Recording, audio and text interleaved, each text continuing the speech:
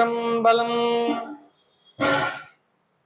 ஆடும் பரிவேல் அணி சேவல் என பாடும் பணியே பணியாய் அருள்வாய் தேடும் கயமா முகனை செருவில் சாடும் தனியானை சகோதரனே யாமோதிய கல்வியும் எம்மறிவும் தாமே பெறவேலவரு தந்ததனால் பூமேல் மயல் போயரமை புணர்வீர் நாமேல் நடவீர் நடவீர் இனியே.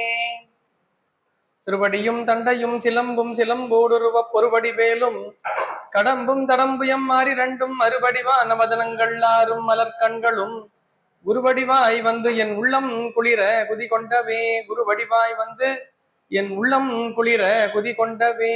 திருச்சிற்றம்பலம். என்னாருடைய சிவனே போற்றி, எந்நாட்டவர்க்கும் இறைவா போற்றி, ஏகம் பத்துரை எந்தாய் போற்றி, பாகம் பெண்ணொரு ஆனாய் போற்றி, குவளை கண்ணி கோரன் காண்க அவளும் தான் உடனே காண்க. வெற்றிவேல் முருகனுக்கு அரகர அரகர அரக. இந்த நம்பி ஆரூரர் திருவடிகள் போற்றி போற்றி, குருநாதர் பொன்னார் திருவடி போற்றி போற்றி. திருச்சிற்றம்பலம். திருச்சிற்றம்பலம்.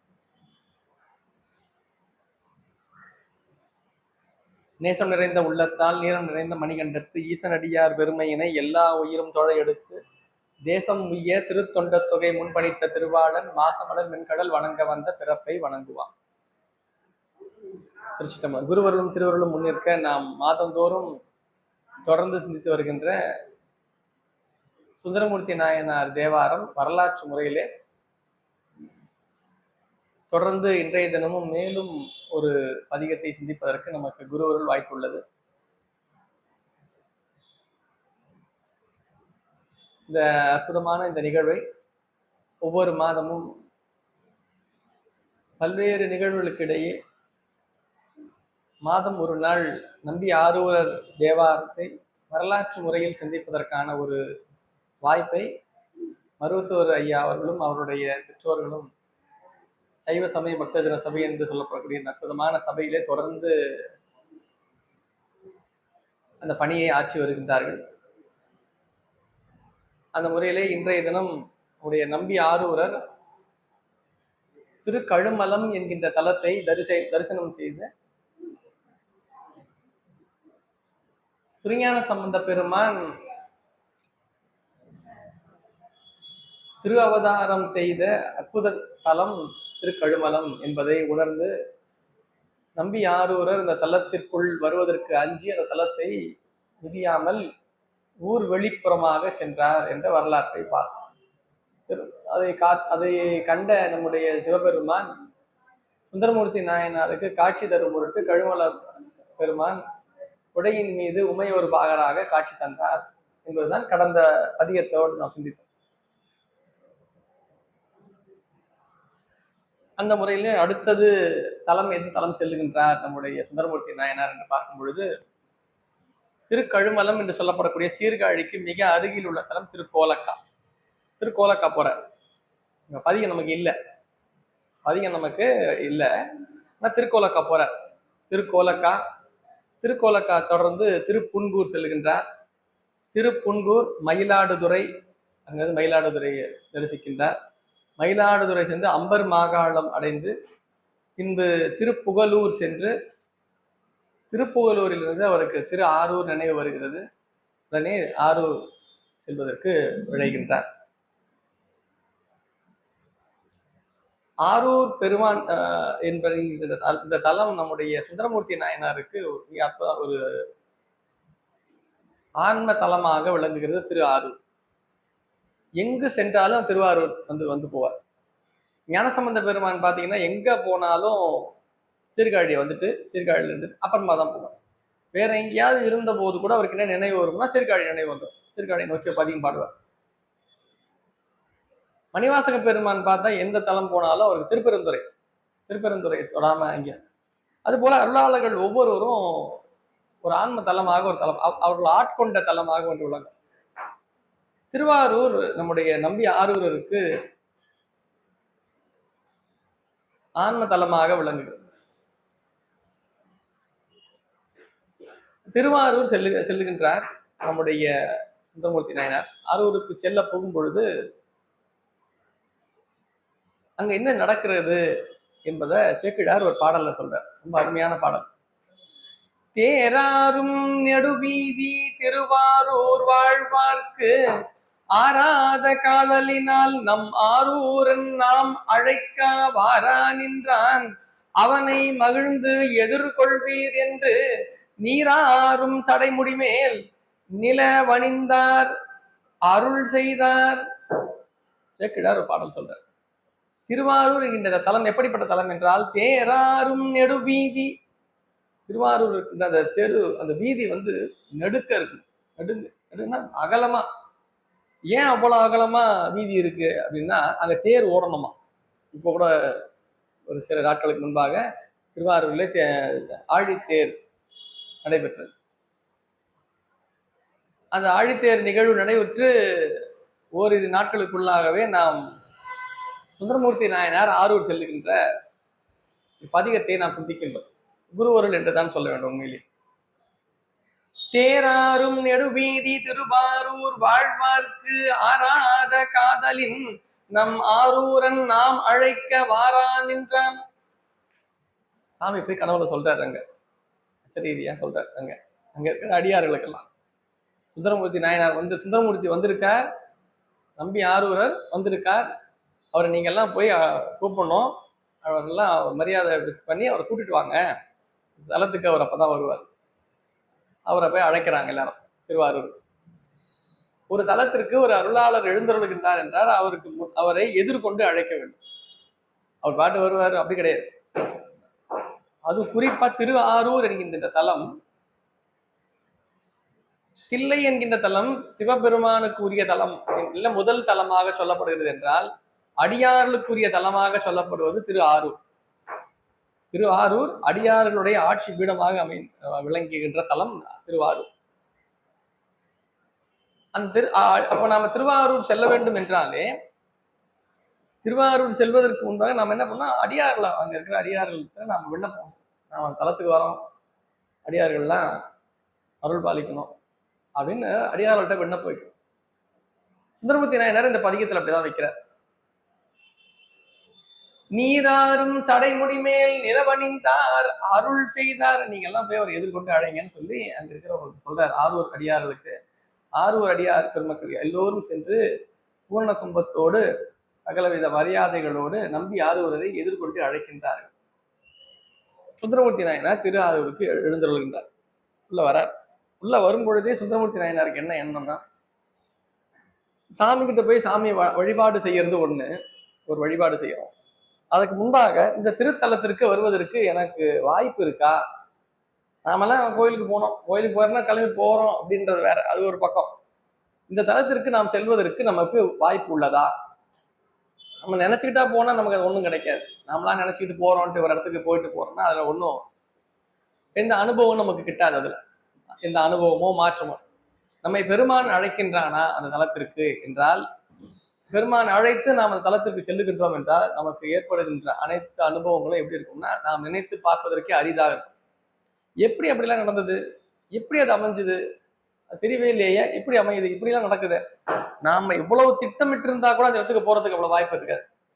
நம்ம போகும்போது கரெக்டா அங்க எல்லாம் ரெடியா இருப்பாங்க, அவங்க அடுத்தது கொடுப்பாங்க, அங்கிருந்து அடுத்த இடத்துக்கு போவோம், வழிபாடு செய்வோம், நமக்கு வழிபாடு முழுமையான நிறைவா விளங்கும். இதெல்லாம் என்ன எதனால் நடக்குதுன்னா, நாம் இந்த தலத்திற்கு வர வேண்டும் என்ற திருக்குறிப்பு இருந்த காரணத்தினால் நடக்கும். இல்லைன்னா நம்ம எங்க போய் எங்க நின்னாலும் முக்கியமா வர வேண்டியதுல நம்ம பேருந்து வராது. அந்த நேரமா பார்த்து அன்னைக்கு கோயிலை மூடிட்டு கிளம்பிடுவாங்க. எங்கேயாவது இல்லைங்க இந்த கோயில் திறக்க முடியாதுங்க போயிடுவாங்க, வழிபாடு முடியாது, பார்க்க முடியாது. எல்லாமே நமக்கு தடையாவே அமைஞ்சுக்கிட்டு இருக்கும் போறது. அப்ப நம்ம தெரிஞ்சுக்கலாம், இதை நாமெல்லாம் முடிவு பண்ணிட்டு போறோம். பெருமான் அழைக்கின்றார், அதனால் ஆரூருக்கு செல்லுகின்றார் சுந்தரமூர்த்தி நாயனார். சுந்தரமூர்த்தி நாயனார்கிட்ட உள்ள போகும்போது சாமி கேட்கிறாங்க, ஆரூர் அடியார் பெருமக்களே, நீங்க தான் சொல்லணும், அடியார்களே நீங்கள் தான் சொல்ல வேண்டும். நான் தலத்துக்கு அடியேன் வருகின்றேன், உங்களுக்கெல்லாம் அருள் புரிந்ததை போல் அடியேனுக்கும் ஆரூர் புற்றிடம் கொண்ட பெருமான் அருள் புரிவாரா? நீங்க தான் கேட்டு சொல்லணும். ஒரு தலத்துக்கு போறோம்னா தலத்து அடியார்களுக்கு தான் அந்த தலத்தை பெருமானை பத்தி முழுமையா தெரியும்ல. நாம போய் பெருமான்கிட்ட கேட்கறது, அந்த வழிபாடு செய்யறது, விண்ணப்பிக்கிறத விட அந்த தலத்தை அடியார்கிட்ட சொல்லும் பொழுது கொஞ்சம் நெருக்கமா இருப்பாங்க. அவங்க கிட்ட கேட்டா இந்த பதியம் முழுக்கவும் பாத்தீங்கன்னா, அரையன் இருப்பதும் ஆரூர் அவர் எம்மையும் ஆழ்வரோ கேளீர். அவர் என்னையும் ஆட்கொள்வாரான்னு கேட்டு சொல்லுங்களேன் அப்படின்னா என்ன அர்த்தம்? ஆரூரில் இருக்கின்ற அடியார்கள் நித்தமும் பெருமானையே தன்னுடைய வழிபடும் பொருளாக கொண்டு வாழ்ந்து கொண்டிருக்கின்றார்கள். ஏன் கொஞ்சம் கேட்டு சொல்லுங்க. ஒருத்தர் சொல்றேன்னு என்ன அர்த்தம்? அவருக்கு தெரிஞ்சவர்னு அர்த்தம். அவர் ரொம்ப நெருக்கமானவர்னு அர்த்தம். அப்போ ஆரூர் பொறுத்தவர் மட்டிலும் பெருமானுக்கு யார் நெருக்கமானவர்கள், யார் நெருங்கிய உறவுகள் என்றால் அடியார் பெருமக்கள் தான். பதியத்துல அதுதான் சொல்றார். முதல் பாடம் தொடங்கும் பொழுதே இந்த பதியத்துடைய ஒவ்வொரு ஈற்றடியிலும் அவர் எம்மையும் ஆழ்வரோ கேளீர், அவர் எம்மையும் ஆழ்வரோ கேளீர் சொல்றார். கேளீர் என்றால் உறவினர்களே என்று பொருள். அவர் என்னையும் ஆட்கொள்வாரா கேளீர் என்றார். கேள்வினா என்னையும் உறவாக ஏற்றுக்கொள்வாரா என்று கேட்பது போல அமைச்சிருப்பார். கரையும் கடலும் மலையும் காலையும் மாலையும் எல்லாம் உரையில் விரவி வருவான் ஒருவன் உரு திரலோகன் வரையின் மடமகள் கேள்வன் வானவர் தானவர்க்கு எல்லாம் அரையன் இருப்பதும் ஆரூர் அவர் எம்மையும் ஆழ்வரோ கேளீர்.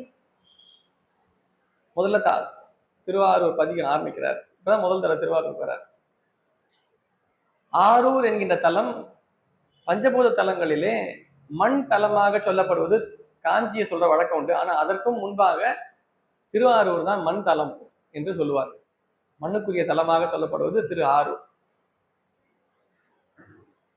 பதிகத்தை தொடங்கும் பொழுதே கரையும் கடலும் மலையும் ஆரம்பிக்கிறார். கரை என்றால் கடல் இருக்கு. கடல்னு ஒண்ணு இருந்தா கண்டிப்பா கடலுக்கு ஒரு கரை இருக்கும். கடல் எப்படி இருக்கும்னா நீரால் சூழப்பட்டிருக்கும் கடல். கரை மண்ணா இருக்கும். கடலோட முடிவா இருக்கும் இல்லையா? கடலோட ஒரு முனையாக விளங்குவது, ஒரு எல்லையாக விளங்குவது அந்த கரைன்றது என்னவா இருக்கும்? அங்க மண் திட்டு இருக்கும். மண்ணாக விளங்கும். பெருமான் எப்படியெல்லாம் விளங்குகின்றான் என்றால் மண்ணாகவும் விளங்குகின்றான். அதுதான் கரைன்னு சொல்றார். கரை என்றால் அவன் மண்ணாகவும் விளங்குகின்றான், கடல் நீராகவும் விளங்குகின்றான். அது மட்டுமல்ல, எல்லா பொருளுக்கும் மேலான பொருளாக சொல்லப்படும் மலையாகவும் விளங்குகின்றான். கடல் அங்கே அங்கேயும் மாறி போயிட்டு இருக்கோம், மாறி மாறி போயிட்டு இருக்கோம். மண்ணு கடலால் அரிக்கப்பட்டு மண் ஒரு இடத்துல நிற்கும். ஆனா மலை எப்பொழுதுமே மலையாகவே விளங்கும். அவன் மண்ணாகவும் நீராகவும் மலையாகவும் விளங்குகின்றான். அப்படிப்பட்ட பெருமானையும் காலையும் மாலையும் எல்லாம், காலை மட்டுமல்ல மாலை மட்டுமல்ல எல்லா காலங்களாகவும் அவனே விளங்குகின்றான். அவன் காலையாகவும் விளங்குவது அவன்தான், மாலையாக விளங்குவது அவன்தான். உரையில் விரவி வருவான். அப்படிப்பட்ட பெருமான் உரையில் விரவி வருவான். உரையில் என்றால் அருளாளர்களுடைய திருவாக்கிலே அவன் வருகின்றான். அந்த நருதம் சிந்தையானை அப்படின்னு அப்பர் பெருமான். பெருமான் அருளாளர்களுடைய திருவாக்கில் இடம்பெறுகின்றான் பெருமான். அருளாளர்கள் திருவாக்கில் இடம்பெறுவது மட்டும்தான் மந்திரங்களாக ஆகும்.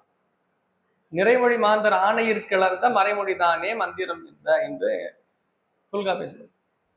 நிறைமொழி மாந்தர்கள் என்றால் அவர்கள் அருளாளர்களாக சொல்லப்பட்டவர்கள். அவருடைய திருவாக்கில் அமைகின்ற அனைத்துமே அருள் வாக்குகளாக தேவார திருமுறைகள், பன்னிரு திருமுறைகள், திருப்புகழ், திருவருட்பா போன்ற நூல்கள் எல்லாம் என்னது? அதெல்லாம் அருளாளர்கள் திருவாக்கில் அமைந்தது. அதுதான் உரையில் விரவி வருவான். இப்ப அந்த பதிகத்தை நாம படிக்கும் பொழுது நமக்கு நோய் குணமாகிறது, நம்முடைய இடர்கள் நீங்குகிறது, நம்முடைய துன்பங்கள் நீங்குகிறது. பதிகத்தை படிக்கும் போது எப்படி நீங்குது? பாடல்கள் என்பது எழுத்துக்கள் தானே. எழுத்துக்கள் நாம ஓதும் போது எப்படி நோய்கள் நீங்குகிறா சொல்றாங்களே, எப்படி நீங்குது? ஏனென்றால் அது சொற்கள், எழுத்துக்களின் கூட்டாக விளங்குகின்ற சொல் அல்ல, சொற்களின் கூட்டாக விளங்குகின்ற வரி அல்ல, வரிகளுடைய சேர்க்கையாக விளங்குகின்ற பாடல்கள் அல்ல. அவை மந்திரங்களுடைய குவியல், ஆற்றல் மிக்க மந்திரங்களாக விளங்குகிறது. ஆற்றல் மிக்க மந்திரங்களாக விளங்கும் பொழுது அதில் எப்படி இறை திருவருள் ஆற்றலாக விளங்குகிறது. திருவருளே அந்த பதிகங்களில் நமக்கு ஆற்றலாக விளங்குகிறது. அதுதான் உரையில் விரவி வருவான். உரைனா அருளாளர்கள் உரையிலே அவன் வருகின்றான். ஒருவன் உருத்திரலோகன், அவன்தான் உருத்திரலோகன். வரையின் மடமகள் கேள்வன், மலைமகள் என்று சொல்லப்படக்கூடிய உமையம்மையினுடைய கணவராக விளங்குபவன் அவர்தான். வானவர் தானவர்க்கு எல்லாம் அரையன். பெருமான் உமையம்மைக்கு மட்டுமல்ல வானவர்களுக்கும் அவன்தான் தலைவனாக விளங்குகின்றான். தானவர்கள் என்பவர்களுக்கு அவன்தான் தலைவனாக விளங்குகின்றான். வானவர்க்கும் தானவர்னா அசுரர்கள், வேற யாரும். அசுரர்களுக்கும் தேவர்களுக்கும் அவனே தலைமையாக விளங்குகின்றான். தேவர்களுக்கு மட்டும்தான் சாமி தலைவரா இருப்பார்னு இல்லை, அசுரர்களுக்கும் எல்லா உயிர்களுக்கும் அவன் தலைவன் இல்லையா? எல்லா உயிர்களுக்கும் தலைமையாக விளங்குகின்ற பெருமான் அசுரர்களுக்கும் தலைவன் தான். அவன் நல்லவர், அவர் தீயவர் அப்படின்னு சொல்றோம்னா, நல்ல தீயவர்களுக்கு பெருமான் இல்லாமையா இருப்பான். அவனுக்கு வேணா தெரியாம இருக்கும். தீயவர்களுக்கு வேணா பெருமானை பற்றி அறியாமல் இருக்கும். நல்லவர்கள் அவனை அறிந்திருப்பார்கள், தீயவர்கள் அறிந்திருக்க மாட்டார். அவர்கள் அறிந்திருக்க மாட்டார்களே தவிர பெருமானுக்கு அவனை தெரியாம இருக்கார். அவனையும் தீயவர்களையும் அவன் அறிந்திருப்பான். இவர்கள் தான் பெருமானை அறிந்திருக்க மாட்டார்கள். அதை சொல்றாரு. வானவர் தானவர்க்கு எல்லாம் அரையன், வானவர்க்கு தானவர்க்கு எல்லாம் அரையன், இருப்பதும் ஆரூர், அவர் எம்மையும் ஆழ்வரோ கேளீர். இப்படிப்பட்ட பெருமான் பஞ்சபூதங்களாகவும் காலை மாலை என்கின்ற அந்த நேரமாகவும் உரையிலும் மற்றும் உருத்திரலோகத்தினுடைய உருத்திரலோகம் என்று சொல்லப்படுற சிவலோகத்தின் தலைமையாக விளங்குபவனும் உமையம்மையினுடைய கணவராக விளங்குபவரும் ஆனவர்கள் வசுரர்கள் போன்றவருக்கு எல்லோருக்கும் அவன் தலைவனாக விளங்குகின்ற பெருமான் அவன் இருக்கின்ற இடம் எது தெரியுமா? அதுதான் ஆரூர். அப்படிப்பட்ட பெருமான் இருப்பதும் ஆரூர், அவர் எம்மையும் ஆழ்வரோ. அவன் இருக்கின்ற இடம் ஆரூர். சுந்தரமூர்த்தி சொல்லிடுறார், அவர் இங்கதான் இருக்காருன்னு சொல்லிடுறார். அவர் அங்கதான் இருக்காரான்னு கேட்கல. அப்படிப்பட்ட பெருமான் பஞ்சபூதங்களுக்கும் மேலாக விளங்குகின்ற பெருமான் இந்த தலத்திலே திரு உருவம் கொண்டு புற்றிடம் கொண்ட நாதனாக விளங்குகின்றார். அவர் இந்த தலத்தில் தான் விளங்குகின்றார். அவர் உங்களை எல்லாம் ஆண்டு கொண்டிருக்கின்றார், உங்களுக்கு எல்லாம் அருளை தந்து கொண்டிருக்கின்றார். அவர் என்னையும் ஆழ்வாரா, நீங்கள் தான் கேட்டு சொல்ல வேண்டும் என்று அடியாரிடத்திலே விண்ணப்பமாக வைக்கின்றார். அவர் எம்மையும் ஆழ்வரோ கேளீர். அடுத்த பதிவு சொல்றார். பெருமானை நாம் வழிபாடு செய்கின்றோம் என்றால் எப்படிப்பட்டவனாக விளங்க வேண்டும்? அவர் பார்க்கறதுக்கே ஒரு அழகா இருப்பாரு. அவருக்கு அது இருக்கும், இது இருக்கும். நம்ம யாரையாவது ஒருத்தர் நம்ம புகழ்ந்து சொல்றோம், ரொம்ப பெருமையா சொல்றோம்னா அவருக்கு இதெல்லாம் பெருமை இருக்கணும். அவர் அப்படிப்பட்ட பெருமைக்குரியவர், இப்படிப்பட்ட பெருமை, அப்பதான் அவரை போகணும்னு சொல்ல முடியும். உண்மையில அதெல்லாம் போகணும்னு சொல்ல முடியாது இல்ல. அவர் ஒண்ணும் இல்லை சார். அவர் பாவம் ஒரு உடுத்தி இருக்கிறது ஒரு புலித்தோல், மேல போட்டிருக்கிறது ஒரு பாம்பு ஆபரணமா போட்டிருப்பார், பிறை சந்திரனை வச்சிருப்பார், சடாமுடியோட விளங்குவார். பார்க்கறதுக்கே ஒரு மாதிரி தான் இருக்கும். எல்லாருக்கும் பார்க்கறதுக்கு அழகா இருக்கணும்னா மிடுக்கா இருக்கணும், நிறைய நகைகளை போட்டிருக்கணும், முடி தங்கத்தால் ஆன நவரத்தனங்களால் ஆன முடி விளங்க வேண்டும், திருமுடி. கையில் வைத்துக் கொண்டிருப்பது பஞ்சலோகங்களால் ஆன 50 லோகங்களால் ஆன பொருளாக கையில் கொண்டிருக்க வேண்டும். அவர் கொண்டிருக்க சூலத்தை வச்சிருக்காரு. இந்த பக்கம் மெதுவா போற ஒரு மாடு வச்சிருக்காரு. பார்க்கும் போதே எப்படி இருக்கும், என்ன சார் சாமி எப்படி இருக்காரு, சாமி உங்க சாமி இப்படி இருக்கா, இப்படியா இருப்பாரு, எங்க சாமி எப்படி இருப்பாரு தெரியுமான்னு சொல்லலாம் இல்ல. நாம சிவம் என்கின்ற அந்த பொருள் எப்படிப்பட்டது என்றால் எல்லா பொருளுக்கும் அப்பாற்பட்ட பொருளாக விளங்குவது. பற்றுகளை எல்லாம் அற்ற நிலையிலே விளங்க வேண்டும் இந்த ஆன்மா என்றால் இறைவன் அப்படித்தான் விளங்குகின்றான். அவன் பற்றற்றவனாக விளங்குகின்றான். வள்ளுவர் தான் சொல்றார், பற்றுக பற்றற்றான் பற்றினை அப்படின்ற. நாம் பற்ற வேண்டியது பற்றற்றவருடைய பற்றை நாம் பற்றற்றவன் யார்? சிவபெருமான் மட்டும்தான். ஏன்? திருவுருவமே எதை காட்டுகிறது? அவன் எந்த பொருளின் மீது பற்றில்லாதவன் என்பதை காட்டுகிறது. அவன் என்ன ஆபரணம் போட்டிருக்கான், என்ன அவன் பெருமான் போட்டிருக்கின்ற ஒரு டாலர் போட்டிருக்காரு. என்ன டாலர்னு பார்த்தா அது ஆம ஓட போட்டிருக்காரு. சரி, மாலையா ஏதோ போட்டிருக்காரு பார்த்தா எலும்பு மாலையா. பிரமனுடைய தலை ஓட்டை மாலையாக அணிந்து கொண்டிருக்கின்றார். கழுத்திலே நாகாபரணம் சரபம் என்று சொல்லப்படக்கூடிய பாம்பையை கழுத்திலே அணிந்து கொண்டிருக்கின்றார். இப்படியா இருக்கார், தனியா இருக்காரு சார் அவர், என்னமோ போங்க அப்படின்னு சொல்லிட்டு அப்படி பெருமானை வழிபடாமல் விட்டு விடலாமா? அப்படிப்பட்ட பெருமானை நான் அப்படி இருக்க மாட்டேன் அப்படின்னு சொல்றாரு. தனியன் என்று எழுகி அறியேன். அடுத்த பாட்டு ஆரம்பிக்க. தனியன் என்று எழுகி அறியேன், தம்மை பெரிதும் உகப்பன் முனிவர் தம்மை முனிவன் முகம் பல பேசி மொழியேன், கனிகள் பல உடை ஜோலை காய்கொலை ஈன்ற கமுகின் இனியன் இருப்பதும் ஆரூர், அவர் எம்மையும் ஆழ்வரோ கேளீர். ரொம்ப அருமையான செய்தியை சொல்றார்.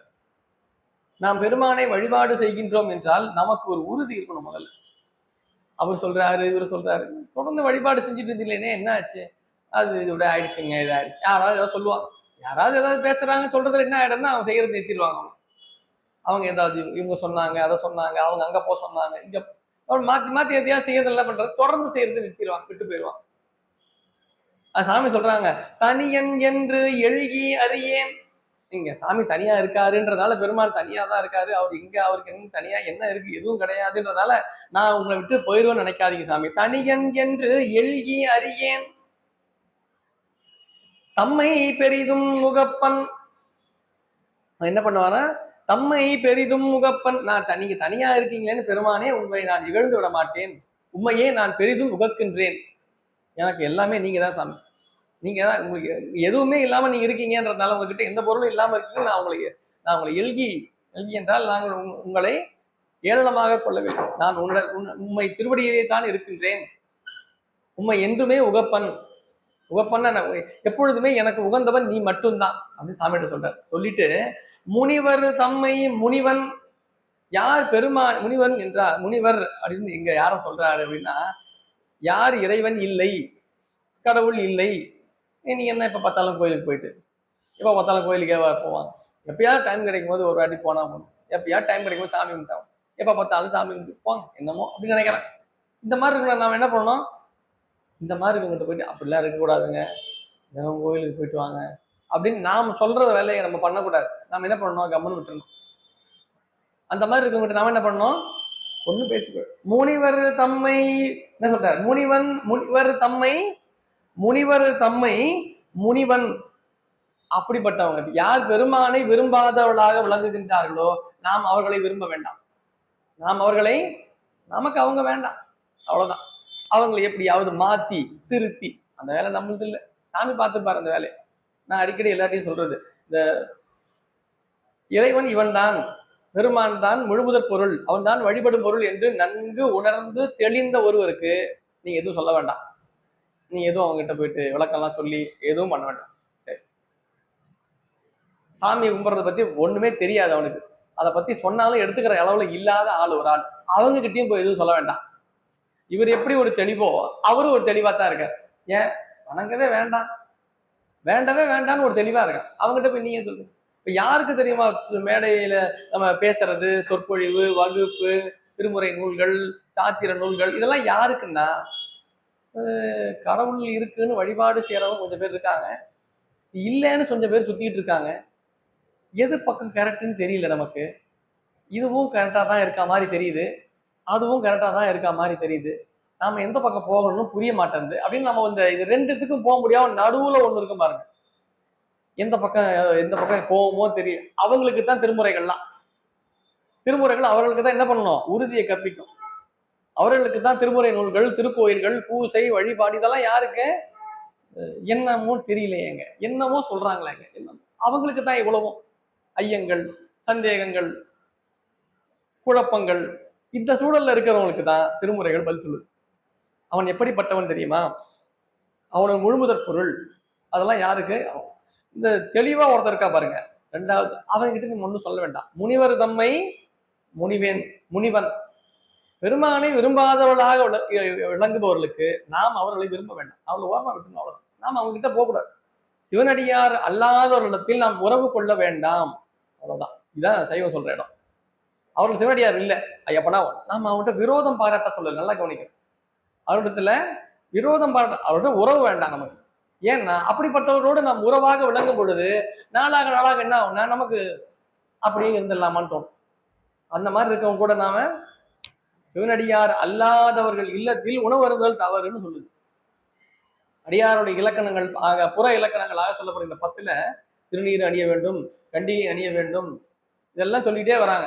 திருக்கோவிலுக்கு செல்ல வேண்டும், பெருமானுடைய அருட்புராணங்களை கேட்க வேண்டும், அதை ஓத வேண்டும், அப்படி ஓதுகின்றவர்களுக்கு நாம் உதவ வேண்டும், சிவனடியார்கள் அல்லாதவர்களிடத்தில் நாம் உறவு கொள்ள வேண்டாம், அவரிடத்திலே எதுவும் உண்ண வேண்டாம், இதெல்லாம் சொல்லு. இப்ப இதெல்லாம் மாற்று சமயத்தவரும் மாற்று மதத்தவர்களும் வச்சிருக்காங்க. இதெல்லாம் நீங்க பாத்துருக்கீங்களா, வேற மதத்தவங்கலாம் பாத்தீங்கன்னா நம்ம வீட்டுக்கு வந்தா ஏதாவது கொடுத்து பார்க்கல, வேண்டாங்கன்னுவாங்க, சாப்பிட மாட்டாங்க. அது ஒரு மரபா வச்சிருக்காங்க பாரு, அது அங்கதான் சொல்றாங்க. அந்த மாதிரி நமக்கு உறவு வேண்டாம் என்றால் பகையும் வேண்டாம், அடுத்து சண்டை போட்டுட்டு இருக்க சொல்லல, விரோதம் பாராட்ட சொல்லல, உறவு வேண்டாம். அந்த மாதிரி மணிவாசன் சொல்றாருல, வேண்டேன் புகழ், வேண்டேன் செல்வம், வேண்டேன் பிறப்பு இறப்பு, வேண்டேன் பிறப்பு இறப்பு, சிவம் வேண்டார் தமை நாளும் தீண்டேன். இந்த பாட்டுல எப்படி இருக்கும்னா, வேண்டேன் புகழ், வேண்டேன் செல்வம், வேண்டேன் பிறப்பு இறப்பு, சிவம், 3 இருக்குங்க. வேண்டேன் பிறப்பு இறப்பு சிவம் இருக்கும். வேண்டார் தம்மை நாளும் தீண்டேன் அப்படின்னு இருக்கும் பாட்டுல. பாட்டு அப்படிதான் இருக்கும். வேண்டேன் வேண்டேன்னு வந்த மாதிரி இங்க வேண்டேன் அடுத்தது வரும். அதே மாதிரி நம்ம எப்படி படிக்கணும்? வேண்டேன் புகழ், வேண்டேன் செல்வம், வேண்டேன் பிறப்பு இறப்பு, சிவம் வேண்டாதமை நாளும் தீண்டேன். யார் சிவத்தை வழிபாடு செய்யாதவர்களாக விளங்குகின்றார்களோ அவர்கள் நமக்கு வேண்டாம், அவர்கள் எனக்கு வேண்டாம். முனிவன் தம்மை முனிவன் முகம் பல பேசி மொழியேன். அவங்க ஏதோ சொல்றாங்க அப்படிப்பட்டவங்கன்றதால அவங்களுக்காகவே சிரிச்சு நம்ம எப்படிங்க அவங்க கிட்ட சொல்றது அப்படி சிரிச்சுக்கிட்டே மழுப்பிக்கிட்டே அந்த மாதிரிலாம் இல்லை. நான் எல்லாம் நேரடியா சொல்லிடுவேன். முகம் பல பேசி மொழியன். அவங்க நேரடியா எப்படி சார் சொல்லிடுறது அவர்கிட்ட?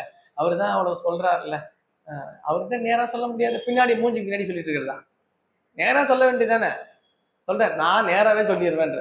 நான் அவங்களுக்காக அவருக்காக அவருடைய மன திருப்திக்காக ஒரு நல்ல வார்த்தைகளாக. அவன் தான் பெருமானை விரும்பாதவன் தெரிஞ்சு போச்சு. அப்புறம் அவன் மன திருப்திக்காக நாம ஏன் சொல்லணும்? அவன் முகம் அந்த முகஸ்துதின்னு சொல்லுவாங்க பாருங்க, முகம் பார்த்து அவருக்காக கொஞ்சம் ஃபேஸ் வேல்யூன்னு அவருக்காக நீங்க பேசுங்க. அப்படித்தான். அதான் நம்ம அது பேர் அதெல்லாம் கொள்கையில் உறுதி. அவன் அப்பதான் தெரிஞ்சுப்பாங்க எதிர்க்க இருக்கான். ஓ இவங்க உறுதியா இருக்கான், இவங்ககிட்ட போய் நாம என்ன செய்யக்கூடாது? நம்மளுடைய கடவுள் மறுப்பை பத்தி நாம அங்க சொல்லக்கூடாது. பெருமானை விரும்பாதவர்கள் அவர்களை நம்மிடத்தில் காட்டுவதற்கு முன்பாக நாம் இப்படித்தான் என்பதை அவர்களுக்கு நாம் காட்ட நிற்கணும். நாம திருநீர் அணிஞ்சிருக்கணும். சில பேர் சில இடங்களுக்கு போகும்போது திருநீர்லாம் வேண்டாங்க, ஏன்னா இல்ல அவருக்கு அதெல்லாம் பிடிக்காதா? அவருக்கு அதெல்லாம் பிடிக்காது, நாம ஏன் போடாம இருக்கணும்? எனக்கு அது பிடிக்கும்ல, அவருக்கு பிடிக்காது, அவருக்கு கண்ண பிடிக்கட்டும். நாம எப்படி இருக்கணும்? நான் திருநீர் எப்பொழுதும் என் நெத்தியில இருக்கும், எனக்கு கண்டிகை இருக்கும், நான் இந்த கோலத்துலதான் இருப்பேன். அந்த இடத்துக்கு போறோன்றதுனால நம்ம அதெல்லாம் மாத்திட்டு அது செய்யக்கூடாது. நாம என்ன பண்ணோம்? நாம அவங்களுக்கே புரிஞ்சுப்பாங்க, அவங்க அப்படித்தாங்க சாமி கும்பிடுவாங்க. நீங்க நம்ப மாட்டீங்க, மாற்று மதத்தவர் ஒரு அவங்க அலுவலகத்துல என்ன பாக்குறாங்க. அவங்க நம்ம சமயத்தை சேர்ந்தவர்கள் அல்ல, நம்ம மதத்தை சேர்ந்தவர்கள் அல்ல. அவளை அடி தினமும் பாக்குறவங்க. அவங்க ஒரு நாள் பார்த்துட்டு, என்ன நீங்க நெத்தியில வைப்பீங்களே அது நெத்தியில இல்லைன்றாங்க. நான் எப்போ நெற்றியில் அடியான திருநீர் முழுக்க எப்பவுமே திருநீர் இருக்கும். எல்லாருக்கும் கம்மல்ல எல்லாருமே ஆபீஸ்ல எல்லாருக்குமே தெரியும். நான் எப்பவுமே என்கிட்ட வந்து சொல்றது யார் தெரியுமா? சிவனடியார்லாம் இல்லை, இல்லைன்னா சைவத்துல சிவத்தை வழிபாடு செய்கின்றவர்கள் அவரெல்லாம் சொல்லல. எல்லாருமே இருப்பாங்க கோவில் ஆபீஸ்ல, எல்லாருமே இருப்பாங்க. மாற்று மதத்தவர் அவர் பாக்குற, நீங்க நெத்தியில போட்டிருப்பீங்களா? அது இல்ல, அது நீ வச்சுப்பீங்களே, உங்களுக்கு நெத்தியில இல்லாம இருக்குது ஒரு மாதிரி இருக்குன்றாங்க. நம்ம நெற்றியில திருநீர் இல்லைன்றது யார போய் சேருது தெரியுதா? இப்ப திருநீர் நெற்றியில் நாம் வைப்பதற்கு காரணம் நமக்காக மட்டும் இல்ல, எதிர்க்க இருக்கிறவங்களுக்காக. அவங்க நெற்றியில திருநீர் வச்சிருக்காரு, பார்த்தாலே புண்ணியம். நீரிட்டாரை காண்பது நன்று. திருநீர் நாம வைக்கிறது ஒரு என்ன, திருநீர் இட்டவரை பார்க்கறது நமக்கு மேலும் நன்மை தரக்கூடியது. அப்ப நாம செய்யறதுன்றது நம்ம காட்டுறதே எதுன்னா நம்முடைய வழிபாடுகளும் நெறிமுறைகளும் தான் நம்மை காட்டுறது. முகம் அதனால அவர்களுக்காக போயிட்டு நாமளை மாத்திக்க கூடாது. முகம் பல பேசி மொழியேன்றது. அவங்களுக்காக போயிட்டு அவங்க மனசு போனக்கூடாதுன்றதுக்காக அப்படியெல்லாம் நான் இருக்க மாட்டேன், நான் இப்படிதான் இருப்பேன். முகம் பல பேசி மொழியேன் கனிகள் பலவுடை சோலை காய்குலை ஈன்ற கமுகின் இனியன் இருப்பதும் ஆரூர் அவர் எம்மையும் ஆழ்வரோ கேளீர். அப்படிப்பட்ட சோலைகள் நிறைந்த கனிகளும் பல கனிகளும் சோலைகளும் காய்களும் கொலைகளாக இருக்கக்கூடிய அற்புதமான சோலைகள் பசுமையா வழங்குகின்ற அந்த தளத்திலே அவன் இனிமையானவனாக இனியனாக இனிப்புடையவனாக விளங்குகின்ற பெருமான் இருக்கின்ற இடம் எது? ஆரூர். அப்படிப்பட்ட ஆரூர் பெருமான் என்னையும் ஆட்கொள்வாரா என்று கேட்டு அடுத்த பாடல். சொல்லில் குலாவன்றி சொல்லேன் தொடர்ந்தவர்க்கு துணை அல்லேன் கல்லில் வலிய மனத்தேன் கற்ற பெரும் புலவானர் அல்லல் பெரிதும் மறுப்பான் அருமறை ஆரங்கம் ஓதும் எல்லை இருப்பதும் ஆரூர் அவர் எம்மையும் ஆழ்வரோ கேளீர். சொல்லில் குலாவன்றி சொல்லேன். எப்போ பேச ஆரம்பிச்சார், என்னைக்கு பேச ஆரம்பிச்சார், நம்மளை பத்தியே பெருமையா பேசிட்டு இருக்கு. ஐயா நான் எப்படி இருந்தாங்க ஐயா, நான் அப்படி பண்ணாங்க ஐயா, நான் அதை செஞ்சேன், நம்மளையே பெருமையா பேசிக்க. நான் எப்படின்னா சாமி சுந்தரமூர்த்தி தன்னை சொல்லிக்கிறார், நான் எப்படின்னா என்னையே பெருமையா பேசிக்கிறேன் எப்ப பார்த்தாலும்.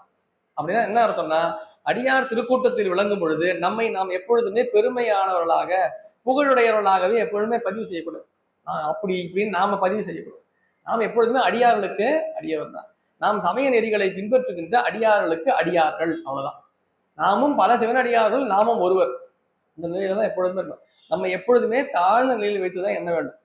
கொஞ்சம் நமக்கு தெரியும்னு ஆயிடுச்சுனாலே, நமக்கு அவ்வளவு தெரியும் இவ்வளவு தெரியும் ஆயிடுச்சுனாலே யாரையும் மதிக்க மாட்டோம். முதல்ல யார் பேசியும் கேட்க மாட்டோம், மதிக்க சொல்ற பாருங்க, சொல்லில் குலாவன்றி சொல்லேன் தொடர்ந்தவர்க்கும் துணை அல்லேன். சரி, அது மட்டுமல்ல, நமக்கு உறவினர்களோ நம்ம சிவத்தை வழிபாடு செய்கின்றவர்களாக விளங்குகின்ற பெருமக்களோ அவர்களுக்கு துணையாகவாக இருக்கின்றன இல்லை.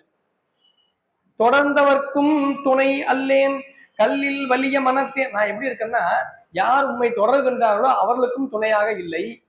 நான் என் புகழையே பேசிக்கொண்டும் இருக்கின்றேன். இதெல்லாம் எதை காட்டுகிறது என்றால், நாம் கல் மனம் உடையவர்கள் என்பதை காட்டு. ஏன் இந்த இடத்துல கல் மனம் உடையவர்கள் இந்த ரெண்டுத்தையும் சொல்லிட்டு ஏன் இப்படி சொல்றாருன்னா, மென்மையான மனம் கொண்டவர்கள் எப்பொழுதுமே அடியார்களை வழிபாடு செய்வார்கள், அடியார்களை கண்டவுடன் வணங்குவார்கள், தன் புகழை பெரிதுமாக பேச மாட்டார்கள், அடியார்கள் புகழையே நாளும் பேசுவார்கள். நம் புகழையே பேசிக்கொண்டு நாம் யார் இறைவனை தொடர்ந்து கொண்டிருக்கின்றாரோ அவரை தொடராதவர்களாக தன் இஷ்டத்திற்கே வாழ்ந்து கொண்டிருப்பவர்களை என்ன சொல்றது? கல் மனம் கல்லில் வலிய மனத்தேன் கற்ற. ஆனால் பெருமான் எப்படிப்பட்டவன் தெரியுமா? கற்ற பெரும்புலவானர் அல்லல் பெரிதும் அறுப்பான். ரொம்ப இந்த பாடல்ல ரொம்ப அருமையான இடம்.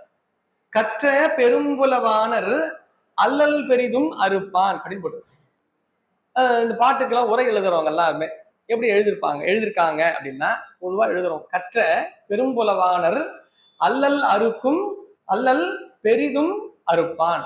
அதான் போட்டிருக்கு பாட்டுல.